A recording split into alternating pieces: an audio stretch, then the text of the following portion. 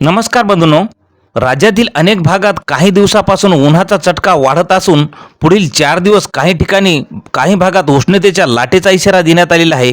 तर शनिवारी काही ठिकाणी ढगाळ हवामानासह हलक्या पावसाची शक्यता हवामान खात्याने वर्तवलेली आहे। राज्यात आजही तापमानामध्ये वाढ दिसून आलेली असून कोकणातील ठाणे आणि रायगड जिल्ह्यात काही ठिकाणी उष्ण आणि दमट हवामानाचा अंदाज वर्तवण्यात आलेला आहे।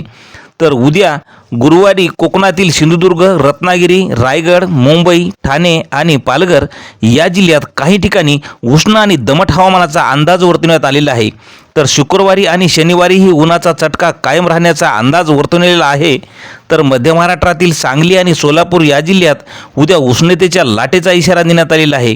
गुरुवारी सांगली, सोलापूर, छत्रपती संभाजीनगर, जालना, परभणी, हिंगोली, अमरावती आणि अकोला जिल्ह्यात काही ठिकाणी उष्णतेच्या लाटेचा इशारा आहे।